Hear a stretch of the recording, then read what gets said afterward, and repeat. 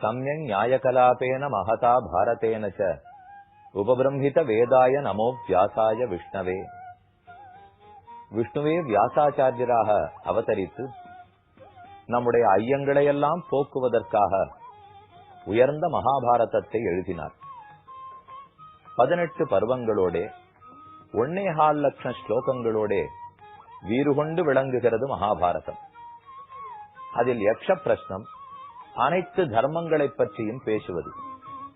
மகாபாரதத்தில் தர்மம்ங்கிற தலைப்பில் அதன் கேள்வி பதில்களை எல்லாம் பார்த்து கொண்டு வருகிறோம்.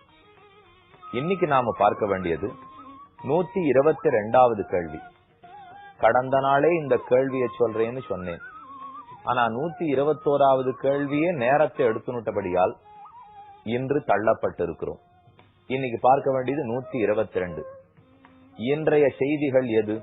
இதுதான் கேள்வி. இப்போ நீங்க எந்த தொலைக்காட்சி பெட்டியோ அல்லது வானொலி பெட்டியோ எதை எடுத்து பார்த்தீங்கன்னாலும் செய்திகள் வாசிப்பது அப்படின்னு உடனே போடுறாலும் இல்லையோ, இன்றைய செய்தி தலைப்பு செய்தி யாது? ஏன்னா இப்ப யக்ஷனு காசு வந்துருக்கு. மொத்தமே 124 கேள்விகள் தான். 122 கேள்விக்கு வந்துட்டோம்.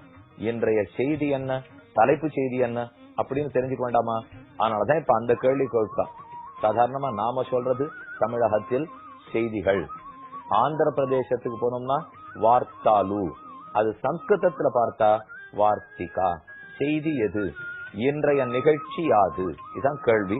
122வது கேள்வி. கா வார்த்திகா, எது வார்த்திகை? இன்றைய நிகழ்வுகள் எது? இன்றைய நிகழ்ச்சி எது? தலைப்பு செய்தி எது? இப்ப தர்மபுத்திரன் என்ன சொல்லுவான்? இன்னைக்கு தலைப்பு செய்தின்னு கேட்டா நீ என் தம்புகள் எல்லாரையும் அடிச்சு போட்டுட்டு என்ன கேள்வி கேட்டு இருக்கியே, இதுதான் தலைப்பு செய்தி என்ன தர்மபுத்திரன் பதில் சொல்லிருக்கணும். சொல்லல. ரொம்ப ஆச்சரியமான ஒரு சமையல் குறிப்பை கொடுத்திருக்கார். நாம ஆங்காங்கு சமையல் கலை புஸ்தகங்கள்லாம் பாக்குறோம். அதை பார்த்து சமையல் பண்றோம். புதுசா ஏதானு பண்ணலாம் அப்படின்னு யோசித்து கொண்டிருக்கிறோம். அறுசுவை உணவு நாக்கு கிட்டால் ரொம்ப நல்லா இருக்கும்.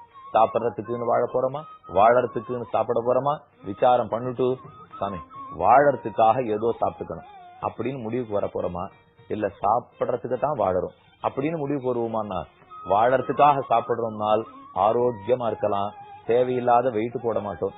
சாப்பிடறதுக்காக வாழறோம்னு சொன்னா அப்ப எத்தனையோ ஆரோக்கிய கேடுகள் வந்துவிட போறது. அதனால உணவு கட்டுப்பாடு முக்கியம். அது எப்ப கட்டுப்பாட்டுக்குள்ள வரும்? உடலேதான் ஆத்மா, ஆத்மாவேதான் உடல். இந்த பிரமம், இந்த பிராந்தி, இந்த மயக்கம் இருக்கிற வரைக்கும் சாப்பிடறதுக்கு வாழறோம்னு தான் புரிஞ்சுப்போம். இந்த மயக்கம் போடுத்துன்னு வச்சுங்கோ, இல்ல நம்ம வாழ்ந்துட்டு இருக்கோம், வாழறதுக்காக ஏதோ சாப்பிட்டு கொள்ள வேண்டும். இந்த உடல் குறைவான சக்தியில் இயங்கக்கூடியது. நமக்கு இத்தனை கேலரிஸ் ஒரு நாளைக்கு வேணுமா, அத்தோட நிறுத்தி கொள்ள வேண்டும். சாப்பிடறமே வயத்துல இடம் இருக்கேன்னு பார்த்தோம்னா அந்த அளவு உண்ணக்கூடாது. இந்த எண்ணம் எப்ப வரும்? நாமே உணவுங்கிற எண்ணம் வர வேண்டும். நான் புரியுறாப்புல சொல்றேன். நாம் சாப்பிடுவது உணவா, நாம் சமைப்பது உணவா, நம்மால் உண்ணப்படுவது உணவா, இதெல்லாம் நமக்கு தெரியும். நாம தான் உணவை சமைக்கிறோம், நாம தான் சாப்பிடுறோம். நம்மால் சாப்பிடப்படுறது உணவு. அரிசி சோறு, கோதுமை சோறு, கம்பு, ராகி, கேழ்வரகு, என்னென்ன உண்டோ தெரியும். ஆனா நாமே உணவுன்னு எங்கேயானு கேள்விப்பட்டிருக்கீங்களா? உண்டு. இப்ப அதை பத்தி தான் பதில் சொல்ல போறார். இன்றைய தலைப்பு செய்தி யாரு தெரியுமோ, எது தெரியுமா? நாங்க தான் உணவு. இதத்தான் தர்மபுத்திரன் சொல்றார். இதே இப்ப 2 கோணத்தில் நாம் பார்க்க வேண்டும். ஒன்று கீழ்நிலை உணவு, மற்றொன்று மேல்நிலை உணவு. இந்த 2 உணவையும் சொல்றேன். நாமே தான் உணவாக போகிறோம். அதுக்கு அப்ப பாத்திரம் வேணுமே சாமி, உணவை சமைக்க வேணும்னா என்ன போட்டு சமைக்கிறது? கேனிபல் தயாரான்னு இப்போ என்னையே போட்டு ஆறான சமைப்பாளா? ஒருத்தர் இருக்கார், ரொம்ப பெரிய சமயக்காரர். அப்ப நம்ம அத்தனை பேரையும் போட்டு சமைக்கணும்னா அவ்வளவு பெரிய இழுப்பு சட்டி இருக்கா, அவ்வளவு பெரிய அறுக்கஞ்சட்டி இருக்கா, அவ்வளவு பெரிய பானை இருக்கானா? இருக்கு. பெரிய கீழோட கூடிய பானை இருக்கு. அதை வச்சு மூடுறதுக்கு மூடி இருக்கோ? இருக்கு. அவ்வளவு பெரிய பானை கொதிக்கிற அளவுக்கு விறகுகள்லாம் இருக்கா? இருக்கு. அந்த விறகுல பத்தின்றி எரியறதுக்கு பெரிய நெருப்பு இருக்கா? இருக்கிறது. அப்ப அவ்வளவு பெரிய சோற்ற கலர்றதுக்கு கரண்டிகள் உள்ளனவா? உள்ளன. இந்த சமையல் ரொம்ப ஆச்சரியமான சமையலா இருக்கு. எங்கெல்லாரையுமே போட்டு சமைப்பாளா? எந்த பாத்திரத்தில்? மூடி எது? சமைக்கிறவர் யாரு? விறகு எது? நெருப்பு எது? அது அத்தனை ஆச்சரியமா பதில் சொல்றார். இதுதான் இன்றைய தலைப்பு செய்தி, இதுதான் இன்றைய செய்தி. ஏதெனில் அஸ்மின் மகா மோகமயே கட்டாகே சூர்யாக்னினா ராத்திரி திவேந்தனேன மாசர்த்து தர்வி பரிகட்டனேன பூதானி காலஹ பசதீவ வார்த்தா.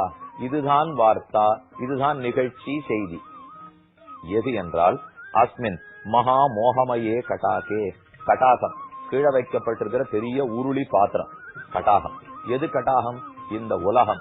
மயக்கத்துக்கு இடமா இருக்கிற இந்த உலகமே தான் பாத்திரம். கீழே பெரிய பாத்திரமா லோகம் இருக்கு. வெறும் மயக்கத்தக்க உலகம். இருக்கிறத இல்லேன்னு காட்டும், இல்லாததை இருக்குன்னு காட்டும். இதுதான் இந்த லோகத்துக்கே இயல்பு.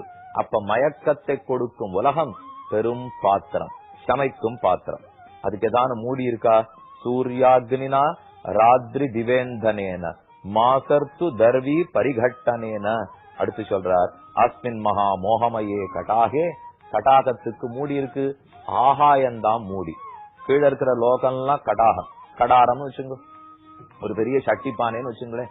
கீழே இருக்கிற லோகம் தான் சட்டி, அதுக்கு மேல மூடி வேணுமேனா ஆகாயம்தான் மூடி. இதுக்கு நெருப்பு வேணும், விறக போட்டு எரிக்க வேண்டும். இருக்கிறது இரவு பகல் ஆகிய ரெண்டும் தான் விறகுகள். இரவு பகல் என்னும் விறகை மூட்டி அதில் நெருப்பு மூட்டணுமே. சூரியன் தான் நெருப்பே. ஓஹோனு கதிரவன் குணதிசை சிகரம் வந்து அணைந்தான் என்று ஆதவன் விளங்குகிறான் அல்லவா. சூரியன் தான் நெருப்பு. இரவு பகலாகிற விறகு கட்டையில், சூரியனாகிற நெருப்பில், உலகமாகிற பாத்திரத்தில், ஆகாயமாகிற மூடியை இட்டு யார் சமைக்கிறார்?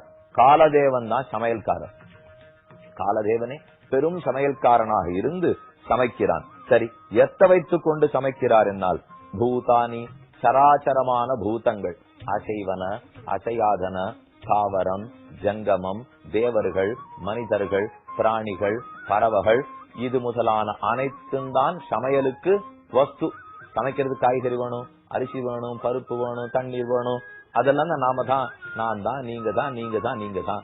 நாம ஆரெல்லாம் இருக்கமோ நம்ம பாக்குற பிராணிகள் அனைத்தும் இது இத்தனையும் தான் சமைக்கப்படும் பொருள். சரி, அத கலர் அளவுக்கு கரண்டி வேண்டாமா சுவாமி? பெரிய கரண்டி இருந்தா தானே கலர முடியும். இருக்கே மாச ருத்து தர்வி பரிகட்டனேன. மாதம் ஓர் கரண்டி, ருத்து ரெண்டு மாசம் ஒரு ருத்து இல்லையோ. வசந்த ருத்து, ஹேமந்த ருத்து, வருஷ ருத்து, சிசிர ருத்து, கிரீஷ்ம ருத்து. இந்த ருத்துக்கள் 6 ருத்துக்களும் 12 மாசங்களும் கலரும் கரண்டிகள். நம்ம நிறைய விதத்துல கரண்டி வச்சுக்கிறோம் இல்லையோ. ஒண்ணு துடுப்பு கரண்டி, சாதம் கலர்ற கரண்டி, காய்கறி கலர்ற கரண்டி, குழம்பு ரசம் ஆகியவற்றை நன்னா கலர்றதுக்கு, திருமாறத்துக்கு தாளிக்கிறதுக்கு வேண்டிய கரண்டி, ஓட்ட வச்ச கரண்டி, வரவல் வரக்கணும்னா எண்ணெய் கிழ போறது கரண்டி.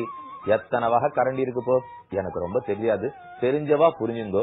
இத்தனை வகையில கரண்டி இருக்கிறச்சே 12 மாதங்கள் 6 ருத்துக்கள், இவைகள் தான் கரண்டிகள். 12 மாசமும் ருத்துவும் நம்மள போட்டு எப்படியெல்லாம் கலரின் இருக்கு. நான்கிற பூதங்கள் ஜீவராசிகள், நாம் தான் கலரப்படுகிறோம். காலதேவன் தான் கலருகிறார். கிளற கிளற என்ன ஆகும்? பச்சையா போட்டிருக்கிற காய்கறி நிறம் மாற ஆரம்பிக்கிறது, பச்சையா இளச்சா இருக்கிறது, நன்னா சமைக்கப்படுகிறது, வதக்கப்படுகிறது. அத போல் பிறக்கிறச்சே இளமையா பச்சை பச்சேன்னு நாம ஒத்தொத்தரும் இருக்கோம். காலதேவன் போட்டு கலர்றார். மெதுவா முதுமை வர்றது இல்லையோ. கண்ணன் கீதையில சொல்றார், தேகினோஸ்மின் யதா தேஹே கௌமாரம் யௌவனம் ஜரா ததா தேகாந்தர பிராப்தி தீரஸ்தத்ர முக்கியதி. ஒருவன் இளம் பிராயம், குழந்தை பிராயம், சிசுவாக இருக்கிறான், குழந்தையாகிறான், பாலனாகிறான், குமாரனாகிறான், இளைஞனாகிறான், வயோதிகனாகிறான். இது இத்தனை மாறிண்டு வருது இல்லையோ. அத போலதான் சாதம் கொதிக்க ஆரம்பிக்கும், அது அப்படி நுரையா வரும். இன்னும் கொஞ்சம் பச்சை தண்ணியை ஊற்றுவோம், நுரை கொஞ்சம் அடங்கும். இதெல்லாம் நான் விறகுல சமைக்கிறத பத்தி போய் சொல்லிட்டு இருக்கேன்.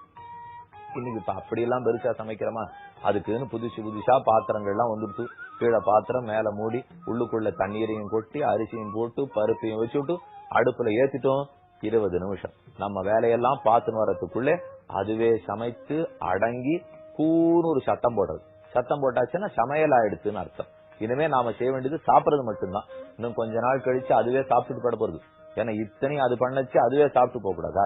அந்த நாள்ல ஒரு விறகடுப்பு மூட்டணும்னா அதுக்கு ஒரு ஊது குழல் வச்சு ஊதி கண்ணுல தண்ணீர் வந்துடும். அதை பிடிக்கிறதுக்குள்ளே எவ்வளவு நேரத்துல விறகடுப்போ கறி அடுப்போ பத்திக்குமோ 20 நிமிஷம் ஆகும். அந்த 20 நிமிஷத்துல சமையலே இன்னைக்கு முடிஞ்சு படுது. அவ்வளவு வேகம். இந்த வேகமா சமையல் ஆறுதுன்னு சொன்னேனே, நம்ம இன்ஸ்டன்ட் ஃபுட் உடனேங்கிறா. இந்த இன்ஸ்டன்ட்னு சொல்றதோ, வேகமான சமையல்ங்கிறதோ, குவிக்ங்கிறது எல்லாமே காலம் தானே. இதெல்லாம் காலத்தினுடைய வெவ்வேறு சொற்கள் தானே. அப்ப காலதேவன் தான் சமைக்கிறார். கண்ணன் தெரிவித்தார், அகம் வைஸ்வானரோ பூத்வா, நெருப்பாகவும் நான் இருக்கிறேன், சமைக்கிறேன். காற்றாகவும் நான் இருக்கிறேன், நெருப்பை தூண்டி விடுகிறேன். ஆக நாம் ஒத்தொத்தருமே உணவு பொருள். நாம் தான் சமைக்கப்படுகிறோம். நாம மாறுதலுக்கு உட்படுகிறோம். பிறந்தன்று இருந்தா போலே இன்றில்லை. நம்ம மாறுதலுக்கு ஆறு உட்படுத்துறா காலதேவன். அவர்தான் சமைக்கிறார். எந்த கரண்டியை வச்சு நம்ம குத்தி குத்தி சரிப்படுத்துறார்? மாதங்கள்ங்கிற கரண்டிகள், ருத்துக்கள்ங்கிற கரண்டிகள். சரி, நம்மள மாத்துறதே நெருப்பு வேணுமே. எது நெருப்பு? சூரியன் தான் நெருப்பு. சூரியன்கிற நெருப்பு எதுல எரிஞ்சுட்டு இருக்காரு? இப்போ சூரியன் வந்தால் பகல், சூரியன் மறந்தால் இரவு. இந்த பகலும் இரவும் தான் கீழே எரிஞ்சுட்டு இருக்கிற விறகு கட்டை. அப்ப பகல் இரவு, கங்குலும் பகலும் கண்டுயிலறியாள், கண்ணநீர் கைகளால் இறைக்கும், சங்கு சக்கரங்களன்னு கைகூப்பும் என்று நம்மாழ்வாருடைய கோஷரம். அப்ப இரவு பகலையே இந்தனம் பெரிய விறகு கட்டையாக வைத்து நல்லா எரிஞ்சுட்டே இருக்கும். கார்த்தால சூரியன் உதிக்கிறார், எனக்கு ரொம்ப திருப்தி. மாலையில சூரியன் மறைஞ்சு விடுறார், அதை விட திருப்தி. சூரியன் உதித்தால் ஓடி ஆடி பணம் சம்பாதிக்க போறோம், நல்லா சேர்த்து வைக்க போறோம், திருப்தியா இருக்கேன். மாலையில சூரியன் அஸ்தமிச்சுட்டார், விழுந்துட்டார்னா சம்பாதித்த பணத்தை வச்சுண்டு ஓஹோன்னு குழந்தை குட்டிகளோட சுகமா இருக்க போறோம், இன்பம் அடைய போறோம். இரவு வந்தாலும் இன்பம், பகல் வந்தாலும் இன்பம். ஆனா இந்த பார்கெயின், இதுக்கு நடுவில் என்னத்து தெரியுமோ மறைஞ்சு போயிடுறான். ஓ, பெருமானை தெரிந்து கொள்ளாமல் ஓர் நாள் வீணாகி போயிற்று, அதைவன் புரிஞ்சுக்கிறதே இல்ல.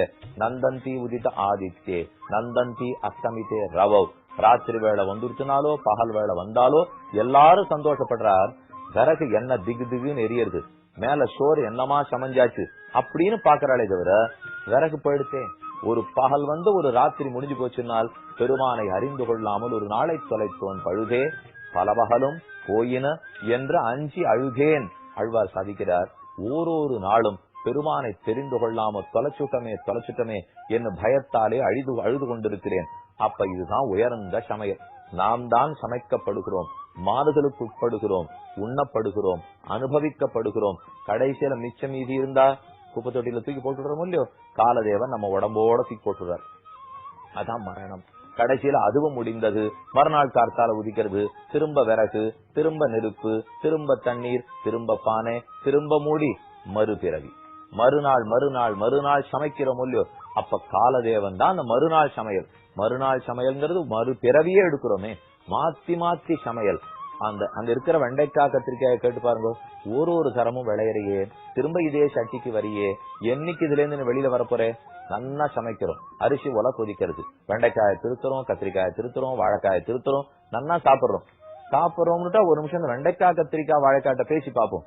நீ எத்தனை தரம் வளரப்போறே, எத்தனை தரம் இப்படியே சமைக்கப்பட போகிறாய், என்ன பண்றதுன்னு தெரியலையே. இதுல இருந்து வெளியில வரணும்னு தான் நான் ஆசைப்படுறேன். வெண்டைக்காய் கத்திரிக்குமா சொல்லுமா இல்லையா? அதுக்குள்ளேயே ஆத்மாக்கள் உண்டோ இல்லையோ. அதே போலத்தான் நாம கேள்வி கேட்டுக்கணும். மாறி மாறி பிறக்கிறோமே, எத்தனை பிறவிகள் எடுத்திருக்கிறோம். சுவாமி உமக்கு வயசு என்னன்னு கேட்டா, அடியே 48, இன்னொருத்தர் 68, ஒருத்தர் 3. உண்மையா நான் என்ன தெரியுமா சொல்லணும், சுமார் 1.5 கோடி இருக்கும்னு. சாமி வயசு 1.5 கோடியா, என்ன உளறீர்னா, இந்த பிறவியில இருக்கிற வயசு 48 எனக்கு. இப்போ எத்தனை பிறவிகளா, எத்தனை நாள்? அடியன் 1.5 கோடின்னு சொன்னதே பைத்தியக்காரத்தனம். என தொடக்கமே இல்லாமல் பிறந்து கொண்டிருக்கிறேன். அப்ப இந்த சமையல் கொதிப்பிலிருந்து எப்போது வெளியே வர, சமையல் ரொம்ப நன்னா இருக்கு, நான் சமைச்சு சாட்டா நன்னா இருக்கும், இல்ல யாரானு நன்னா சமைச்சு போட்டா நன்னா இருக்கும், நானே சமைக்கப்பட்டா நன்னா இருக்குமா?